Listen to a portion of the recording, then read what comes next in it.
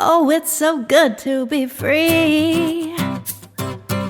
Hi everyone, and welcome back to the Homestead Challenge, where I attempt to live a homemade from scratch life in my rental home with little to no experience doing any of this stuff. So if I can make bread, I am confident that you can. I actually don't even like baking. It's not really my thing. I like to not measure things and cook and just throw stuff in there until it comes out good. So I always was too nervous to start bread. About 3 months ago, I decided to dive in, and this bread here is just a general artisan loaf. So it is so good. It's like kind of like a French loaf style, I would say. If you're used to buying that at the store, it's really good accompanying pretty much any dinner. Now, I don't recommend you starting with sourdough. Well, sourdough was the big thing last year, and I love sourdough, and there's a lot of reasons to use it, especially for gut health and all that kind of stuff. I think that starting this way is the best way to go. Every time I make this, it's super good. Every once in a while, it's a little bit dense, but usually that's just me not kneading it long enough or cutting it and eating it before it should be cut. So let's just get into the recipe. So easy. So you're going to start off with 3 1/4 cup of bread flour. I use the King Arthur's bread flour, but it really doesn't matter. It's a little dusty. All right, and then I actually already measured out 2 teaspoons of instant yeast. I will link the one that I have down below. You can get it on Amazon. You can actually get this at any grocery store, but I know once quarantine happened, yeast was hard to find a lot of places, and so if it's still hard to find in your store, you can get it online. So I'm just going to mix that in. 2 teaspoons of coarse salt. I find that the coarse salt really does have a better taste. It seems crazy that it would make a difference, but it actually seems to. Sometimes I put a little extra in because I like things salty. And then you're going to want to do 1 1/2 cup cool water. I don't really use cool water per se, but just room temperature right from my filter.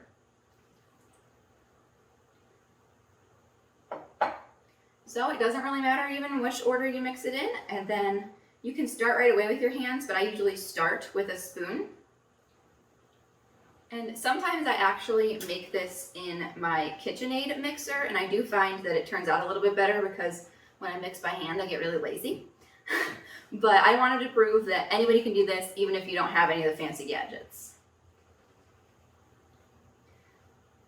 So this will start forming a ball of dough, and the cool thing about this one in particular is that if you find that yours isn't forming a ball, you can always add a little bit more water. Or if you find that yours is way too wet, you can add a little bit more flour. And honestly, it doesn't change the recipe really at all. And that's what I like. No specific measuring.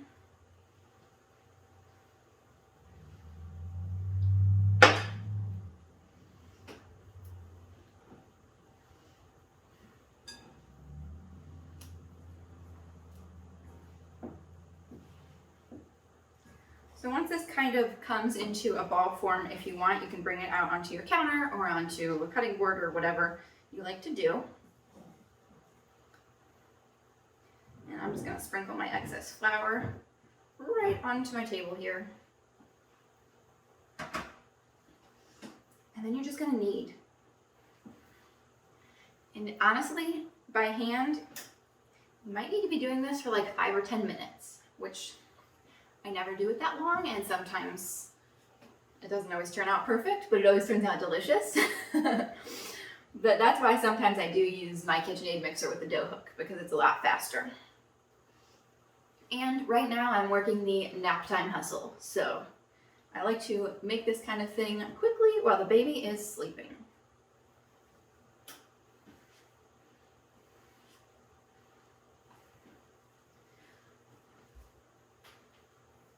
Already you can tell it's kind of forming a ball, and it's shaggy at first, but the more you work with it, the smoother it's going to get.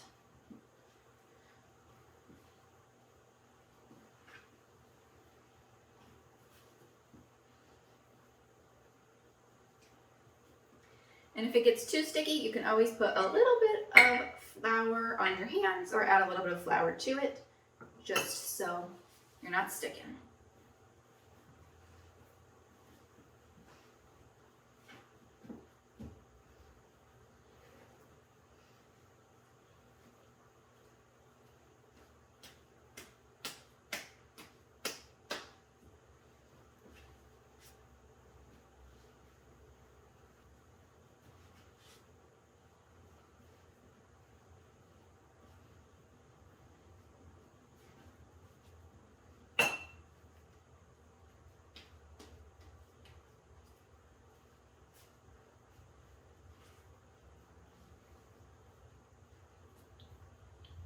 coming together really nicely.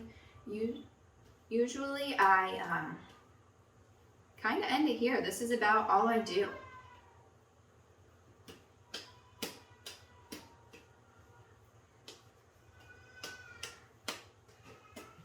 I think my nap time hustle is ending. So what you're going to want to do is just put it back in your bowl. I'm going to put it in the same bowl that I was using before because I don't want to wash two bowls. And you are going to, let's see here. It's pretty smooth. I could probably knead this a little bit longer if I wanted to, but the baby is waking up. So, I'm going to put this in here. You're going to let it rise for 2 to 3 hours at room temperature with the lid on. If your bowl doesn't have a lid, just use your beeswax wrap or whatever you want to cover it with. Rise for 2 to 3 hours, and then we're going to put it in the fridge overnight, and I will see you back tomorrow when we bake it. Hi everyone, welcome back. It is the next day. I am once again working the nap time hustle, but honestly, the hard part is already done, so you can do this part whenever. I'm going to take the dough out of the fridge.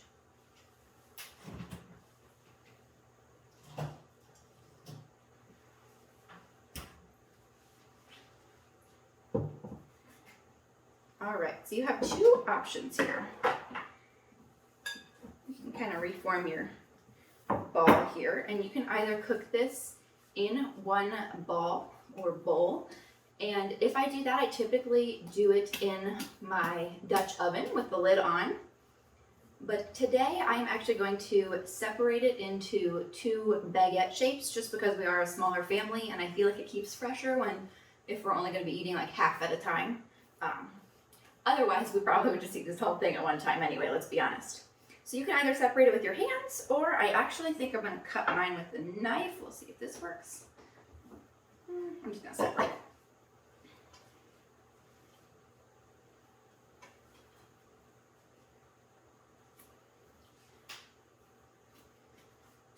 All right, and mine are never very pretty, and that is okay. Honestly, they taste so good. Like, it doesn't matter how pretty it is in the end. So I'm just going to form two longer baguettes, and when I put them in this form, I do it usually on a cookie sheet. I have this one here that is stoneware, which I love, but if you don't have that, a regular baking sheet with like a silicone mat or something like that is perfectly fine. And to add like an extra layer of non-stick, you can actually just sprinkle a little bit of cornmeal, if you have it, onto your surface first. Then it won't stick at all. It'll have that nice crusty bottom, but this is also an optional step.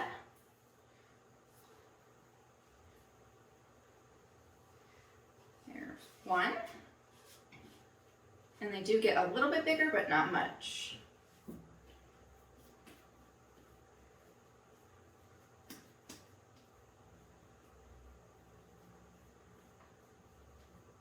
I'm going to keep forming these, and then they actually have to rest for at least 45 minutes. So you can just let those rest and do what else you need to do. If you let them rest a little bit longer, that's fine too.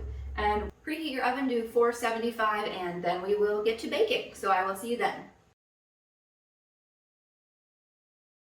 Welcome back. It has been about 45 minutes, and as you can see, these are kind of like blobs now. So I usually just reform them a little bit. You don't have to. Let's see here. Just gonna kind of fluff them back up a little, make them a little longer. And then you want to score them. So I typically just do like 3 lines, nothing fancy. You can get fancy if you want to. And I already have my oven preheated to 475.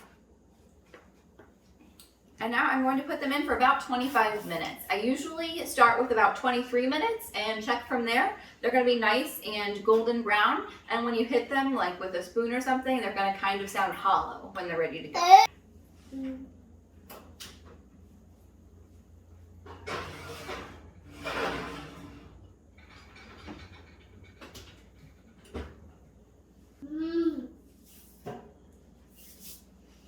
Do you love cookies?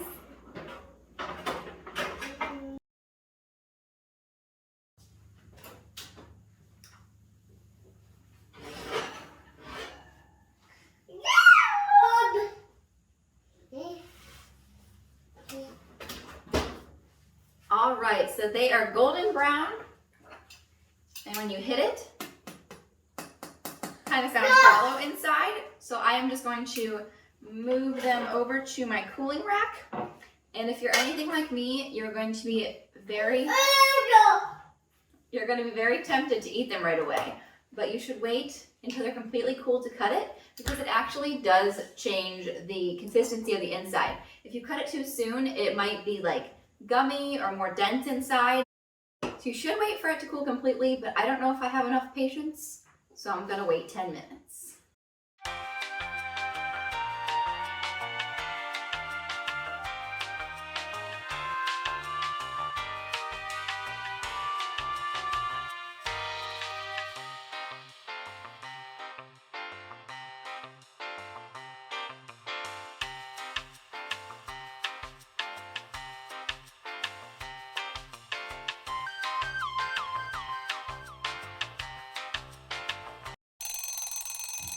All right, so it's been about 10 minutes.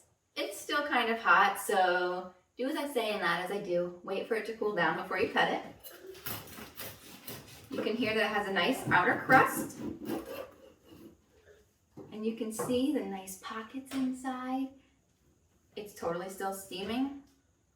But there is your artisan loaf. And that was so easy. You saw that I really didn't spend a whole lot of time even kneading it. It turned out pretty great. And you know, professional bread makers might cringe at the sight of my loaves. They're not perfect, but this tastes way better than anything that I've ever gotten from the store. So I think that it's super simple, super cheap to make, definitely eco-friendly because there's no packaging involved. It's definitely a win. So if you make your first loaf of bread, I think that you can officially be called a beginner homesteader.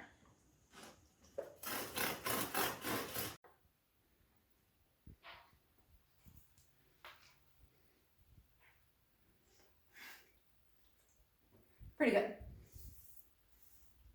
Thank you so much for watching. If you are interested in more videos on sustainable living and beginner homesteading in a rental house or wherever you live, then please subscribe and hit the little notification bell, and that's going to notify you whenever I make a new video. And if you could, comment below if you made your first loaf of bread and let me know how it turned out. If your first loaf isn't perfect, just keep trying. You'll probably get it the second time. This is super easy. And I think that anybody can do it, even me. Thanks again for watching. Bye, friends. Oh, it's so good to be free. Your rules don't apply to me, no.